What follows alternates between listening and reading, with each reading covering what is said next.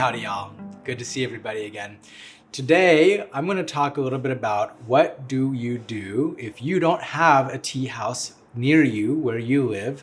Like we have this beautiful tea house here in Austin, but lots of places, most places in fact, don't have tea houses at all. So what do you do if you don't live near a tea house, but you want to experience tea community, you want to sit around and drink tea the way that we do here? Well, the good news is you just need to serve tea and drink it with people in order to have everything that we have here at a tea house. In fact, all that this, as fancy as this looks, all this is a table and a kettle and a tea set. Chairs, literally optional. You could do this on the ground. So you don't need a lot of specialized equipment, and the specialized equipment that you do need are, you know where to get. And so like teapots and gaiwans and everything. And so if you just serve tea, and people are sitting and drinking tea together, that is a tea house. A tea house isn't a place. A tea house is just anytime people are drinking tea together. In Chengdu, where I lived, a tea house more often than not would be outside. It would just be tables and chairs outside, and people would sit there and drink tea all day long. And tea as a subject, what it does is it brings people together. So the good news is you don't need any kind of special equipment, and you don't even really need any kind of special training or anything to be able to create a tea house environment anywhere just by serving tea. It just happens on its own. It's just the natural consequence of people sitting together and drinking tea.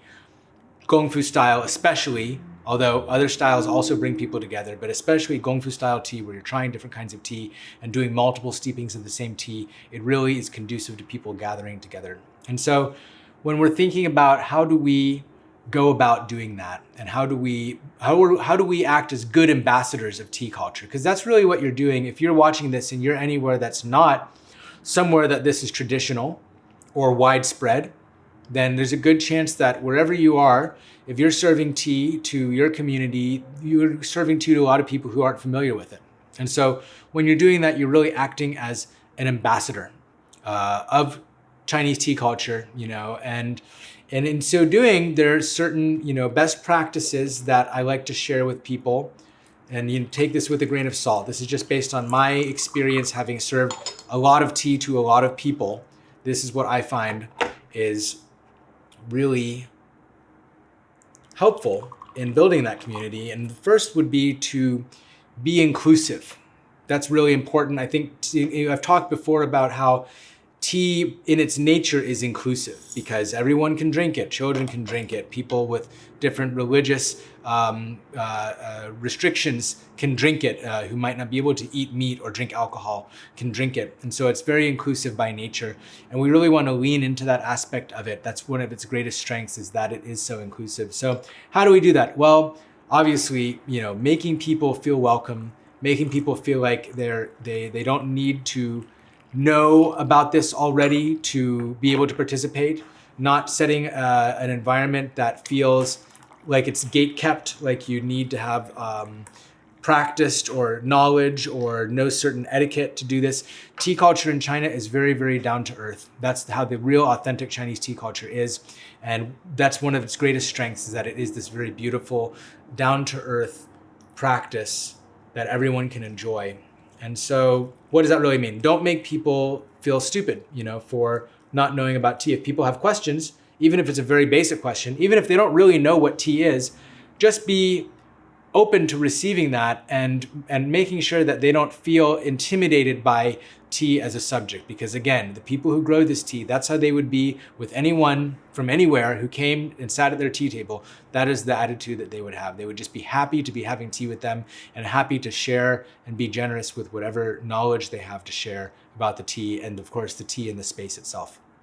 Another thing that's important when you're building tea community is to be professional. That's what makes the difference between just some people having tea and an actual community that's growing. One of those ways, for example, is to be hygienic. You don't want to get people sick. You've got a bunch of people sitting together, drinking out of little cups that may or may not all look exactly the same.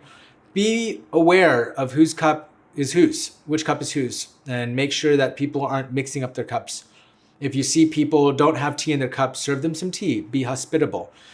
Be a good host, making sure that you are being hygienic, not just physically, but also socially hygienic, being nice to people, being accepting and welcoming to people, not creating drama, not flirting with people who are your guests at the tea table, unless that's you're someone you're dating or your significant other, because you want people to feel comfortable and you want people to feel like everyone has got an equal opportunity to participate. And so, for example, not talking about a very niche subject that most people can't talk about. And if the topic of the conversation does get into an area where it isn't accessible, and when we're here, we're just trying to hold space for the tea to work its magic. We're not trying to use this as a platform. We want to do the opposite. We want to be a platform for the tea. We're facilitating it coming out, and we're moderating the conversation that we're having. Not lecturing, but just moderating it. That means letting people talk about what they talk about. And if the subject becomes something that is uncomfortable for some or for you, or exclusive, or maybe just not appropriate, you can always bring the conversation back to the tea is the best way of doing that, I find, and that's always appropriate to the conversation. Talking about the tea that you're drinking and being able to share that knowledge is another important part of being a good ambassador for tea. That doesn't mean you have to know everything about tea. Just know what you can. And what you don't know, don't act like you know. Know the limits of your knowledge, and there's nothing wrong with not knowing something. I love when people don't know things. It makes things interesting. It makes the tea more interesting. It adds this air of mystery. At the end of the day, what's important about the tea is that you're here, you're paying attention to it, that you're enjoying it, and it's creating an environment that you're enjoying. But to the degree that you can, sharing that knowledge with people brings them deeper into the culture. That's you being an ambassador, representing the tea the best way that you know how, and sharing whatever information you have about tea. If they ask why you're doing certain things, being generous and gracious with that knowledge, as you are with your tea, as you are with your time. And so those are some of the kind of best practices that I think when you're building tea community, you want to make sure that it's a hygienic space, a safe space, a welcoming space, an inclusive space, because that's how the community grows, and that's how you have a really cohesive community without having to have conformity. And a lot of people also ask, well, how do I get people to have tea with me? Because they don't like tea. Some people are like, I just live in this little small town and I'm the only one who does this or knows about it. And when I try to get people to do it, they're like, no, I don't like tea. So thing is, most people don't know about this. When they say they don't like tea, they mean they're not interested in going over to your house and being handed a mug of microwaved hot water with a tea bag in it, which there's nothing wrong with that, but it's not something they're excited about. They're like, no, I'd rather go do something else.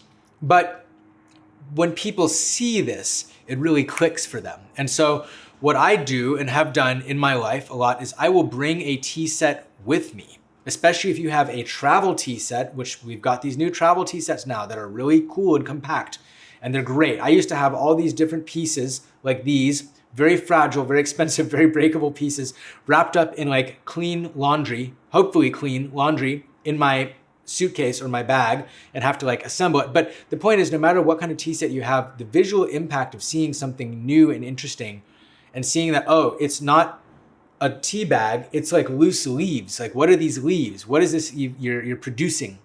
Or seeing a cake of tea, like, oh gosh, like what is that? I've never seen this before. Or a teapot, or a gaiwan, or anything like that. Even these little cups are very interesting. They're very like sorcery-y. So being able to just share tea with people without necessarily having to convince them to have tea with you. I would just go to people's houses and be like, hey, I brought some tea. I'm going to serve you some tea. And if they're really, really like, no, I don't want any tea, then I will serve tea to myself. But no one was ever just like, no, I'm going to sit here in my home while you make tea by yourself and I'm not going to have any. Everyone would always have some tea. And so I'm not saying, force people to do it, but people will do it as long as they can be able to see that what you're sharing with them is not what they think tea is. It's something that goes beyond and expands their idea of what tea can be. And it doesn't take much. The sights, the smells, the culture, all of these things are very compelling and people really enjoy them. So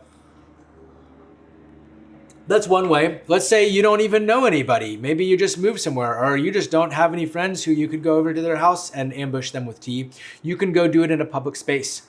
You could go and do it in a community space. Where do people already gather where you live? Maybe there's a community center. Maybe there are public libraries where you could sign up to teach a little workshop and serve tea to people at the public library. Maybe there's a local park that you want to set up in, or a local business. I started serving tea in a jewelry studio. That was the first place that West China Tea ever had a physical location, was in a room in Emily Spikeman's jewelry studio, Clementine and Company, now in Santa Fe, New Mexico, but previously of Austin. She graciously allowed me to rent a room in her house/jewelry studio, and we would sit on the floor. I didn't have chairs. We barely had cushions. I think we had a couple cushions, and they were like couch cushions, right? And we're just on the hardwood floor, and I would just make tea on a little leather-bound suitcase thing. And that was the start of this, what we have now. That was the seed of what created all of this around me right now. Came from that. And so, like I said, you've got a way to boil water, and you've got tea, and you've got something to make the tea in. It could even be a French press or whatever. You don't even have to have a real, specialized tea set. But the magic is that when you start serving tea, people do gather around it. And so being able to do that in public spaces, going to music festivals, that was a big way that we got our start, was going to music festivals and serving tea at festivals, serving tea at people's parties. Your friend's got a birthday party. You bring a tea set, you make tea at the kitchen table, and people can come and drink it with you if they want. Maybe there's people there who don't drink beer or whatever it is being served at the party, and they're really grateful to sit down and have somewhere kind of a little bit more chill, to sit down and just have a conversation with people. I guarantee you there's those people at any given party. And and I think that the experience of doing that, having cultivated your own practice, making sure that you are comfortable making the teas that you're sharing with people, as long as you have that level of familiarity when you go out in the world and you're serving tea to maybe people that you have something to do with, maybe complete strangers, just being able to come back to the tea, making sure that you're leaning into your relationship with tea, holding space for the tea, and letting the tea hold space for all the people. Another question that people tend to ask a lot is, how do I do this respectfully? How do I make sure that I'm doing this in a respectful way, that I'm not appropriating Chinese culture? And I'd say it's really, it's not, this isn't just for Chinese people. You don't have to be Chinese to do Gong chA. You don't have to be Chinese to make Chinese tea. Tea is for everyone. Tea culture is for everyone. And I think as long as you're sticking to those best practices and sharing the knowledge that you have and not sharing anything that you don't have to be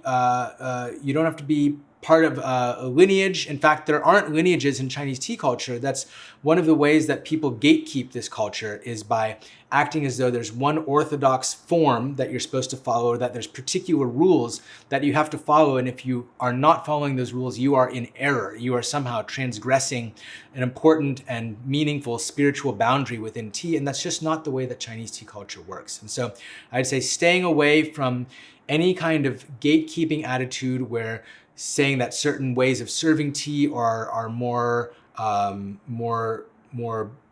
real or more spiritual than others, or claiming to have knowledge that you don't have, or claiming to represent the culture. And that's one of the problems with talking about lineages. It's really a claim on representing the culture. So you don't have to be a Chinese person to represent tea culture. Just don't cosplay as a Chinese person. I think that you can imagine what I mean. Don't cosplay as a Chinese person. You don't need to be Chinese. Just show up as yourself. Just show up as yourself. And if you like wearing Chinese clothes, that's cool. Just don't feel like you need to pretend to be Chinese in order to share tea culture, because when you do, that's when it starts to feel appropriative. This is just tea. It's for everybody. It's just leaves and water. That's all it is. The people to whom this culture authentically belongs are the tea masters and tea farmers, and they're happy to share with an open heart with everyone, as long as you're coming in with that same attitude, sharing with an open heart and not making it about you and your knowledge, but being able to share graciously whatever you do know, and not overstepping the bounds of representation and not overstepping the bounds of factuality and knowledge and claiming to know something that maybe you don't know for sure, then you should be safe. So just enjoy it and share what you can, share what you're able to. Another thing that I hear about, people ask about a lot is like, oh, what if I don't have money? For example, I have to buy tea and teaware to serve tea to people. And what if I just don't have money and I want to serve tea to people, but I can't buy any tea? That's a great question. And you know, when we first started West China Tea, me and some of my friends, including Echo, who's over here behind the screen, behind the camera, put a bunch of money together to get a box of tea from China. And we kind of put our money together. Tea can be expensive.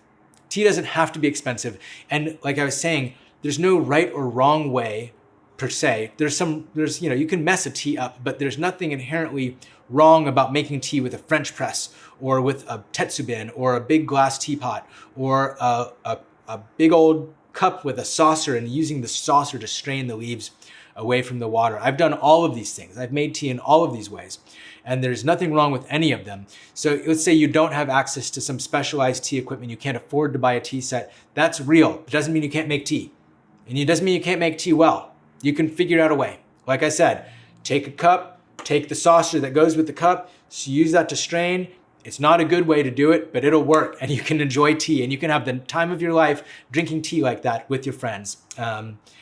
And as for tea doesn't have to be expensive. Even really good tea doesn't have to be expensive.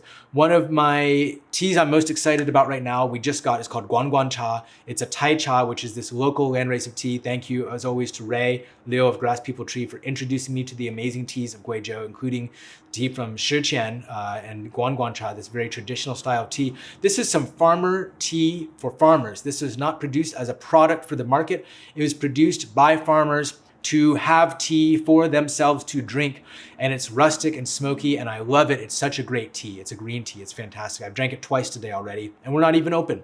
I did it once for toddlers and tea, and then for an internal staff training that we were doing. So it's not an expensive tea. That tea is $36 for 100 grams, and that comes out to a little less than $2 per pot of tea.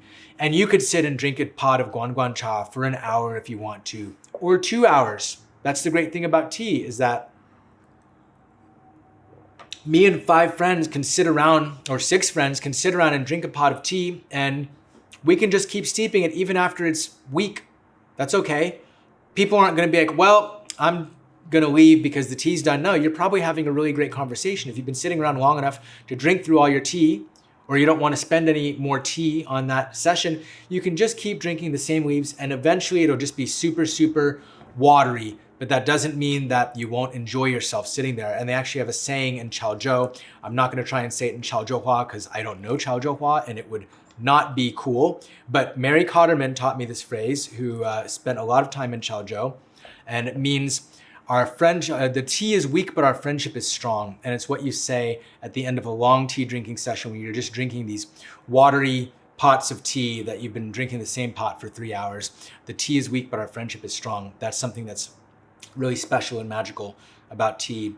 And at the end of the day, that's what this is really about, is that what tea does, its action, is to bring people together and to connect people. And my friend Giuseppe Spadafora, who I met when he was touring the country on his vegetable oil powered modified short bus, Edna Lou, the free tea bus, legend of a man, true servant of an ambassador of tea, such a beautiful, humble dude, would go around serving tea to people. That's all he did, you know, during this time. And I don't know how much he's still doing it, but he did it for many, many years, and more than a decade. And he always said, the thing that tea cures the best is loneliness. The thing that tea cures the most is loneliness, which I think is a very beautiful saying that really sums up this very precious aspect of tea culture that does rely so much on having that inclusive, non-pretentious, welcoming attitude, which Giuseppe embodies so well. And he would just go serve tea to people for free. People would donate tea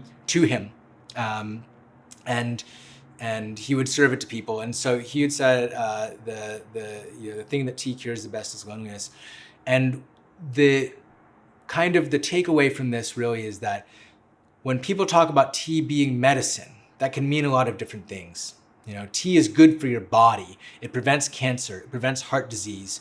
It's good for your metabolism. There's all these things about tea that are therapeutic or medicinal. But what really, when people talk about tea being medicine, is the way that it connects us. That is in its function as like a plant medicine.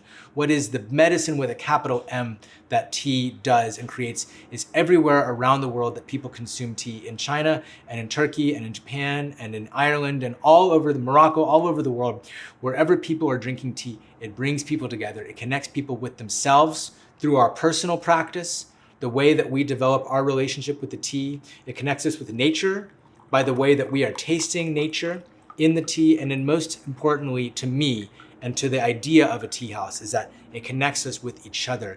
It creates this beautiful, warm medium for us all to come together and share space with each other and show up as our authentic selves.